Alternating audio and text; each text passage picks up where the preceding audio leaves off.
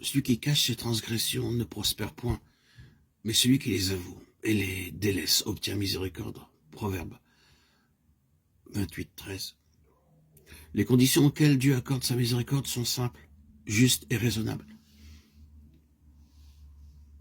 Le Seigneur ne demande pas de nous des choses pénibles en retour du pardon de nos péchés.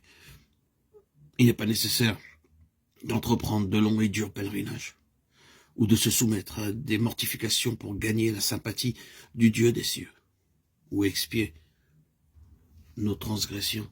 Celui qui avoue et délaisse ses péchés obtient miséricorde. Confessez donc vos péchés les uns aux autres, et priez les uns pour les autres, afin que vous soyez guéris, dit l'apôtre, Jacques 5, 16. Confessez vos fautes à Dieu, qui seul peut les pardonner, et confessez-vous mutuellement vos torts. Si vous avez offensé votre ami ou votre prochain, votre devoir est de le reconnaître, et le leur de vous pardonner. Vous devez ensuite rechercher le pardon divin, parce que le frère que vous avez blessé est la propriété de Dieu.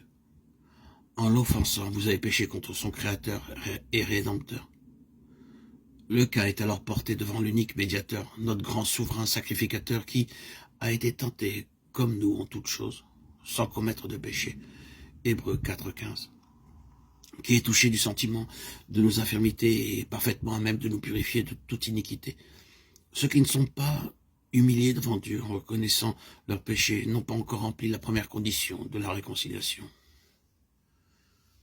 Si nous n'avons pas éprouvé cette tristesse dont on ne se répand jamais, si nous n'avons pas confessé nos péchés d'un cœur contrit et rempli d'horreur à la pensée de nos iniquités, nous n'en avons jamais véritablement cherché le pardon. Et si nous ne l'avons jamais fait, nous ne pouvons pas avoir trouvé la paix de Dieu. L'unique raison pour laquelle nous n'avons pas le pardon de nos péchés passés, c'est que nous ne voulons pas nous humilier et nous conformer aux conditions de la parole de vérité. Des directives expresses nous sont données à ce sujet. La confession des péchés, qu'elle soit publique ou particulière, doit être franche et cordiale.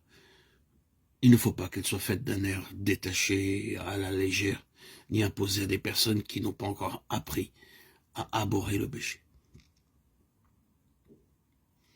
La confession qui jaillit spontanément du tréfonds de l'âme rencontre la compassion infinie de Dieu. Le psalmiste s'exprime en ces termes. L'Éternel est près de ceux qui ont le cœur brisé, et il sauve ceux qui ont l'esprit dans l'abattement. Psaume 34, 19.